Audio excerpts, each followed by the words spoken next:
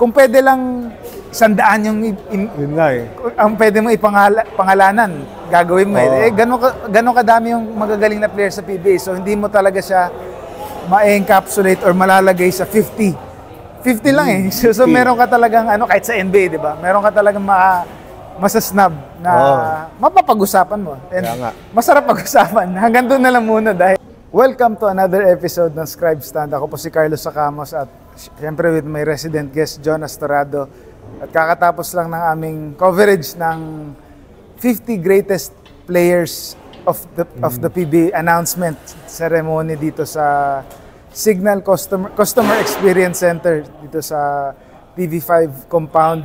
Na-announce ng kumbaga pinakahintay ng mga tao na 10 players na dinagdag sa 40 greatest players. So to complete the 50 greatest players in celebration, parang to drum up the 50th anniversary ng ating PBA. So, kumusta? Kumusta ang coverage natin? Kumusta yung suot mo? Oo nga, yun pala dapat ang unang... Hindi tayo nag-uusap, hindi kami nag-uusap Nagkataon lang. lang. Pero pa yata ng brand eh. Pwede ba natin magitin yung brand? Pwede naman, baka malay mo, bigyan tayo ng Baka bigyan tayo ng Uniqlo ng Oo nga eh. ng isang uniform set. Baka naman. Baka naman. Di kami nag-usap pero magkaiba lang kami ng botones, ng kulay ng botones. Anyway, enough of us. Siyempre, yun nga, 50 greatest players, 10 nga yun nadagdag. Una muna, banggitin natin. Siyempre. So, to listahan. Ang napili ay si Arnie Tuadles, Abe King, Nelson Aceitono. For sure, marami sa inyo masayang nasama siya. Pati din to si Danny Sigel, mga pansang Alaska, Bong Hawkins, Jeffrey Carriazo. Ito, nabutan ko nila to mga role player na eh.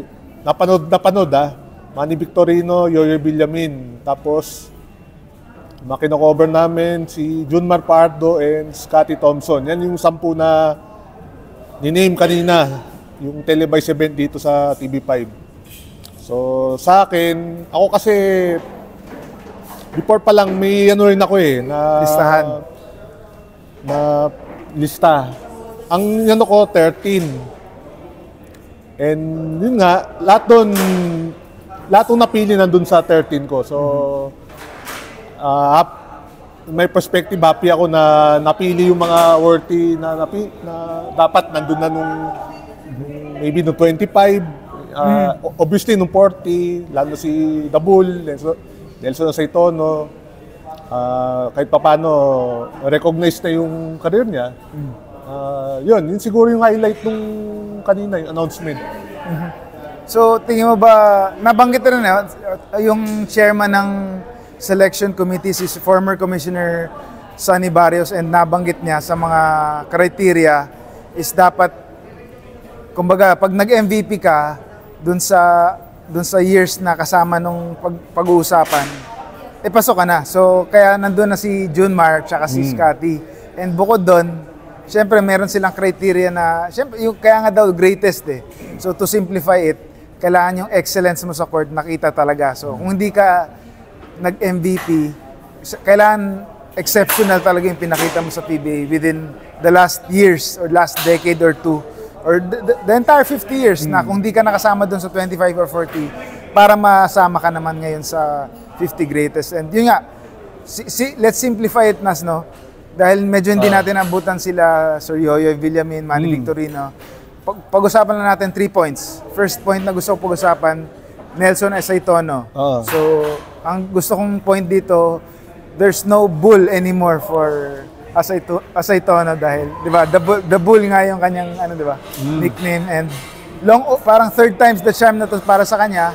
25 greatest, he should have been a candidate. Because 40 greatest, di rin siya nasali. And now, 3rd times the charm, finally, nakasama siya sa greatest list ng PBA, this time sa 50 greatest. Was it finally, long overdue na ba talaga ito, Nas, na napasama si Sir Nelson sa listahan? Very long overdue si Nelson Aceitono. Siguro sa 25, pwede mo mong pagbigyan, kasi napaka-cleanong 25 greatest yun eh. Baka maraming player na mas worthy kay Nelson Aceitono noon. May mga nagsasabi dapat yung MVP role tinanggal nung that time. But yun know, siguro pagbibigyan mo pa, yung 40 dapat nandun siya eh. Dahil kahit sinong basketball pa nang tanungin mo, pag napanood si Nelson na si Tono, alam mong napakagaling eh. Very key siya dun sa mga championships nung sweep. First kay Coach Yeng, isa pala yun. Then yung almost Grand Slam nila nung 95 with under Manong Derek Pumarin. Very key siya doon. Tapos nung teenage sa San Miguel, yung 1997 niya, marami yung nagsasabi dapat siyang MVP. MVP, di ba? Tama. Punta kay Alvin. Yung team na yun, talagang minold ni Coach Ron Jacobs si Nelson Aceito as the number 1 guy on offense. Leading a team na, actually yung lineup na yun, hindi, parang rebuild, halos rebuilding din San Miguel nun eh. With, kakapasok na ni Olsen, then may Freddy Abuda ka na, naging revelation. Veteran ka, Alan Kaidik, Samboy Lim, Bong Alvarez. Si Nelson Aceito yung kumador nila noon, kaya mag-score ng 30. Alam ko may time, may 40 points siya. Yun yung hindi ko makalimutan kay Nelson Aceito. Talagang well-deserved talaga siya na masama dito sa 50 greatest. Siya lang yung only player dun sa 40 na nag 10,000 points, wala sa 40 greatest. 40 greatest. Kaya maraming fans ang very happy na finally siya, no? Fans ng 90s syempre. 90s. Tsaka ano yun, kaya niyang yung mga moves siya na one of the most athletic yun, Brad. Pa yun, eh. Hindi man athletic, yung kaya niyang gawin ng paraan na score. Makascore pa rin pa. May kita nyo siguro sa YouTube yung gumanon siya na mga klaseng tira. Talagang one of the pag tinanong mong 90s basketball, Nelson Aceito nandun sa listahan yun. Nabutan rin natin yun. Kahit medyo sabihin natin late 90s na, nabutan pa rin natin yung siyempre, The Bull. And speaking of, Brad, mga na-snub na nakapasok na finally. Siyempre, Arnie Tuadles is also one of them. And naalala ko lang kasi sa interview ko kay Coach Atoy nung last time, nabanggit niya kasi, siguro dahil di nakapasok yung mga deserving dun sa 25 greatest or sa 40 greatest, siguro dahil meron silang mga off-court issues na factor in.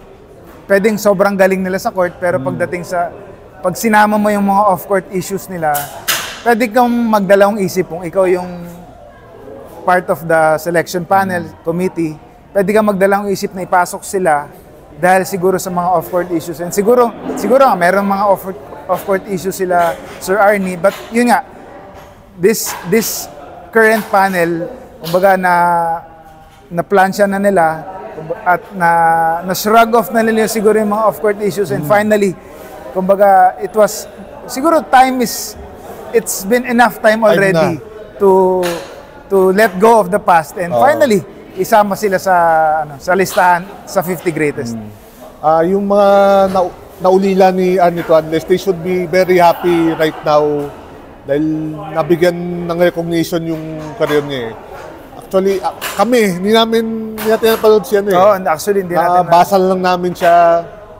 I think may mga videos din nung playing time niya pero medyo tail end na yata nung career niya. But sa mga nababasa natin, pwede mo sabihin siyang super rookie nun. Dahil noong 1979, Rookie of the Year siya and mythical first team. Si Arnie Tuadles. So, one of the first pala to, the first. Rookie MVP sana, may chance na, or hindi naman, pero may chance maging candidate sana kung... Tsaka, isa rin sa mga sakit sa ulo ng Crispa noon, sa rivalry ng Toyota at Crispa. Tsaka si Coach Ato yata naging MVP noon, 1979, kung maalala ko kaya... Medyo doon yun, medyo... disputed din yun, but sa ibang usapan yun. But, yun nga, si Arnie Tuadles, sa mga nabasa natin, talang highly regarded siya. And I think it's time na ma-recognize siya dun sa kanyang career. Okay. Second point na gusto kong pag-usapan, Scottie Thompson, Brad, syempre. Oh. The only MVP na nakalusot outside Junmar Fajardo's 8 titles. Siguro in the last decade, si Scottie lang yung nakaswerte. Dahil, I'm not saying na hindi deserving si Scottie that time, but nataon niya na injured si Junmar. No? So, syempre, marami mga fans na nagko-question bakit kasama si Scottie dahil active player pa siya. And siyempre, kung ikaw kumpara mo kay Junmar, siyempre active din si Junmar, but siyempre, hindi mo mapapantayan yung 8 MVPs. So, let's talk about Scottie's, kumbaga, worthiness of being part of this list despite being an active player, Brad. Siguro 2 things lang. Medyo ko nasa gitna ako eh. Okay, MVP siya. Parang gano'n naman eh. Pagka MVP ka, parang automatic na eh. Yun yung yun na yung norm eh. Kasi nga part nga rin ng criteria eh. Pero kasi medyo nung parang nilista na nila sa criteria yung selection committee. Pero kasi parang at this age ng basketball, ng PBA, pwede mo na sabihin generational na rin si Scottie, the way naging instrumental siya sa success nung Ginebra over the past 9-10 years. Ito, tumpay na sa to. Sabihin ito, talo Ginebra, but nung 3-2 sila, he was considered siya as the finals MVP kung nanalo Ginebra. Pinakita rin niya yung paano siya, why he's a generational player. Yung superstar siya na role player. He can score, he can do rebound, hustle, nandun. And sinabi mong Ginebra, iisipin mo, yung current generation, iisipin mo Justin Brownlee or Scottie Thompson. Yun ang unang recall mo eh. So sa akin, deserve din siya sa 50 greatest. On the other side, kasi sa akin may 3 na mas deserving na siguro na maybe because retired na sila and dun sa mga pinili ng committee, they put premium dun sa mga 80s, 70s, kaya diba, kalahati ng 10 halos nasa yung mga generation natin, sino itong mga to? But deserving. So, that leads us to my third point, Brad, na yung mga sabi mong medyo na-snub na hindi na, kumbaga nag-fall short lang. Hindi naman natin sinasabi na hindi sila deserving. But siguro, nag-fall short lang sila. Pwede naman sabihin nasa top 15 sila. Top 15 nung top nung 10 lang kasi makakuha eh. So, ang third point ko, meron pa bang mga na-snub na hindi nasama sa sana dun sa top 10 na ano?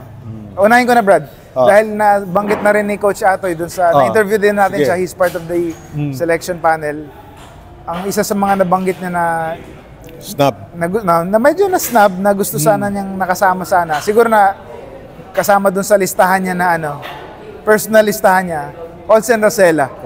Diba? Siguro one of the steadiest point guards din noong 1990s, and kung isipin mo, he's a deserving siya, diba? Deserving siya to be part of the list. But yun diba? Dahil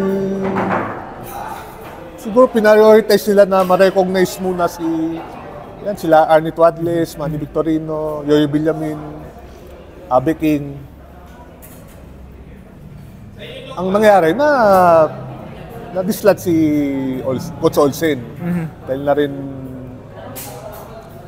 kasi kung di mo recognize ngayon yung mga past players ng PBA, kailan pa? So, ako yun yung tingin ko eh. Pwede naman. And maybe unthought process sila. Siguro hindi ngayon, but kung 75. 60, may 75, doon nila ilalagay si ano. So magkakaroon ba ng 60? Pero that's for another 60, story. Ano ko lang yun. Hypothetical thought ko lang. Pero kung may 40 eh.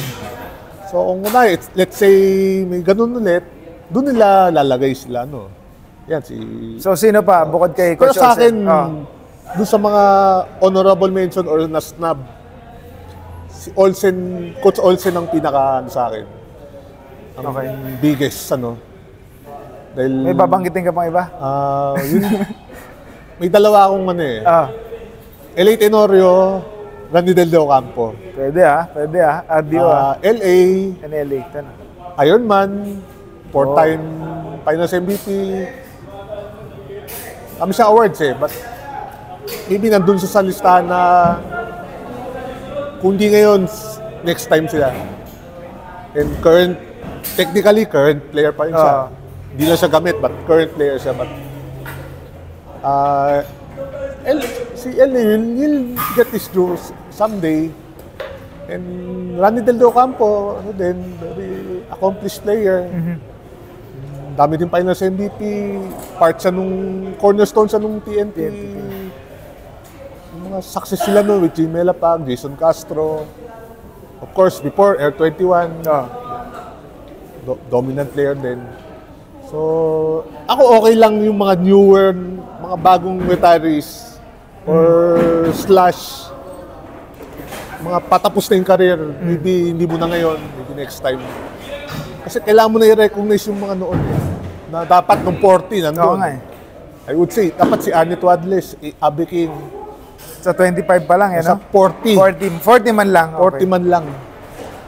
So siguro yun yung, kaya ako very happy ako dun sa committee na sabihin na natin, tinama nila yung mga mali nung 2015. Okay. Tsaka yung mga nabanggit mong honorable mentions, Brad, parang sila yung mga pwede mong sabihing examples na hindi nag-MVP pero sustained excellence throughout their careers. Ano? RDO, Tenorio, tsaka siyempre Coach Olsen, Racela na could have been part of the list. Pero yun nga, debate yan eh. Kaya nga. Ang maganda sa ano na to, Brad, 50 greatest, parang ano eh, it sparks debate, sparks talk na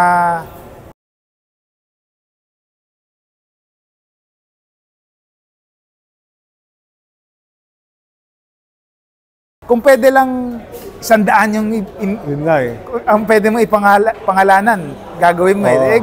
Gano'n kadami yung magagaling na player sa PBA. So hindi mo talaga siya ma-encapsulate or malalagay sa 50. 50 lang eh. So meron ka talagang kahit sa NBA, di ba? Meron ka talagang masasnab na mapapag-usapan mo. And Kaya nga. masarap pag-usapan. Hanggang doon na lang muna dahil doon lang sila kumbaga, at least marirecognize sila ng mga fans na kahit di Kaya sila nga masama sa 50, mapapag-usapan. Kasi and that kunwari, should be enough for fans for now na hindi doon sa hindi nasama. Di ba? Kunwari, yung sabihin natin si Lim, ako nung bata ko, sa 25, si Lim Embeng. Lim Engbeng, okay. Sinama. Parang ako di ko, Parang hindi ako sino ba familiar siya? kay Lim Engbeng. So nalaman ko na lang na sa UTEC siya, ganyan, part siya nung, correct nyo ako part yata siya nung, yung tinalo nila yung Toyota nun. Okay. Tapos mas nalaman ko later on na legend siya sa Lasal. NCAA legend siya. So, yun din yung malaking bagay na yung mga newer generation, hopefully, yan sila Arnie Tuadles, Abe King, yung mga Yoyo Villamin na mas malaman nila sino sila. Like, yun nga, speak of Yoyo Villamin, yung kantang Air Chinelas, andun siya, nakabanggit siya doon. Nung lumaki ako, alam ko lang sa kanya, sangki siya, role player. Nalaman ko na later on, galing niya sa Upcore, Nika, then Crispa, then dapat sa MVP no 87 for Alaska. So hopefully yung mga batang fans, ma-discover pa silang mga players from yesteryears. Okay, on that note, tatapusin na namin muna ang usapan dito. At pag-uusapan lang namin yung mga gusto namin pag-usapan off the air naman dahil medyo makulang na tayo sa oras. For now, maraming salamat sa pagpanood ng another Scribe Stand episode at patuloy ang PBA, Brad. Parang di kami nagpahinga dahil PBA na naman ulit ngayong Friday. What's the schedule? April 4. April 2 ngayon, Wednesday. So April 4, Friday. 2 days from now. Ninoy Aquino Stadium. First game, Terra Firma, Phoenix. Meralco Converge. Yan. At malapit na ang Second game, mas ganda yung second game. malapit na ang 50th anniversary celebration ng PBA. So abangan natin yan. At ito nga, itong 50 greatest players announcement is parang the curtain raiser to start the 50th anniversary celebration ng ating PBA. So that's it for now. Ako po si Carlos Sacamos with John Estrado. Thank you for watching Scribe Stand. Ingat po tayo lahat at thank you again. Okay.